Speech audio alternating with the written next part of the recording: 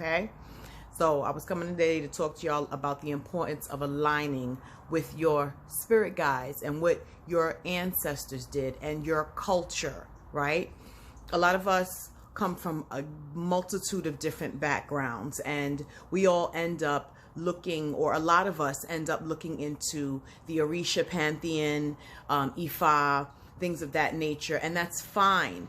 But you must, it is of dire importance that you look into your own spiritual lineage, right? Your own background, the spirits that come, that walk with you, that don't have these titles, that are not so popular, that people are not promoting, and that a lot of them are closed practices or word of mouth learning or teachings and things of that nature. You guys have got to really investigate what it is that you have. The reason I say this is because a lot of times you all will look to the Orisha to do certain things for you, and you miss the ease of having spiritual guides that don't require initiatory practices, that can move stuff for you, that can work for you, because that's their job, to help you, right? Whether it's with protection, whether it's with finances, whether it's just straight up guidance, because y'all forget that these are guides. They guide our walks here on this plane. That's their job. We get so in front of everything that we forget that we're not here by ourselves. We have help, right? And so if there are things that are in your line that you are supposed to do, 9 times out of 10, you have a spirit guide that worked in that vein, that can guide you and lead you and tell you the things that you need to do and or should do, that will bring you closer to understanding those spiritual energies. If, for instance, you have a Haitian Vodou in your line, and you have the Loa and those Gede spirits that are back there, you normally will have a Madama or an ancestor that worked that, who will be the one to help guide you in how to deal with those spirits. See, we have to remember that this is spirituality, and it's all managed by spirits. And it is our communication and understanding spirits that they are the ones to guide us, to tell us, to teach us most of the things, if not all of the things that we are to do for our protection, that we should be studying for our knowledge bank, for our helping ourselves become independent and empower ourselves. We are the source. We have to get the ball rolling. We have to ask them the questions. We have to put it in their lap so that they give it back to us the way that we asked it. If you don't ask, you don't get the information. If you don't meditate, you don't get the clarity to get on the frequency to understand what it is that they're telling and or showing you. Please be more mindful of the spirits. That is the key to this. And I keep trying to tell people that, and I get the pushback, and people always want to argue with me on, oh, well, I think. No, nobody care about what nobody think. Did you try it? No. Did you ask your ancestors specifically this question? No. Then I don't care about your thought on it. This, where the time of thinking is over. This is a time of knowing.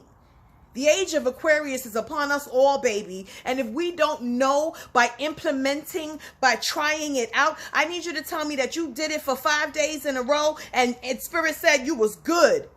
Not you thought and so you rolled out off of it. Nah, test your own theories before you bring it online and start telling other people it. If you're not willing to test your theory, why would you share that with somebody else? This is where experience comes in. Because you, even if you failed at it or it blew up in your face, if you're honest with yourself and ego's not in the way, you'll come back and be like, yeah, I tried it and that shit blew up. The same way when I'm talking about me popping shit about spiritual writing and they dragged me for filth and made me go do it and showed me that it worked, you think I didn't come on here and be like, I was talking big shit and this is the revision.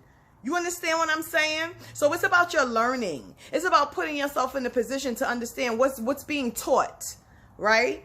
If you're not open to learning, then that's on you. I'm not browbeating. I never go to nobody's page and comment on their stuff. Oh, you wrong. You should. For what? That's not my job. That's not my role. My job is to make sure that I give the information that I'm supposed to give responsibly, with a clear understanding that this is what I went through. This is what I experienced. This is what happened to me. So I can speak to all of the things that I come and tell you guys about, because I don't ever pull nothing out of my ass and then go and try to talk about it online. If it didn't happen to me, if I didn't experience, if I wasn't part of it, I ain't talking about it. I can't tell you about stuff that I don't experience. And you guys have to understand that if you are looking to be a voice, speak from your experience, not your thought process, not how you think it should be. Try your stuff out before you start talking, right? Nobody can misinterpret your silence, right? With that being said, this is the time for everybody to go a little bit deeper, go a little bit further, ask the questions, stop assuming.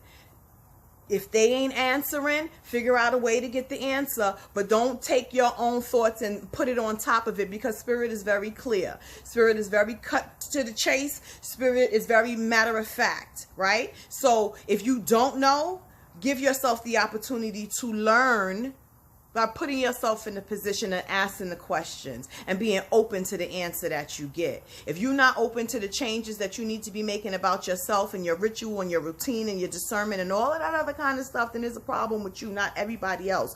Also, when y'all going and getting these readings and divinations from people, did you get the answer that you were going in there for?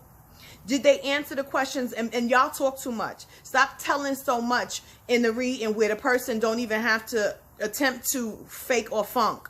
You know what I'm saying? And again, when I do my readings and I do my divinations and y'all see me, this is face to face. So don't get caught up with the scammers trying to say they me and take your money. Because if you don't see this face, that's not me.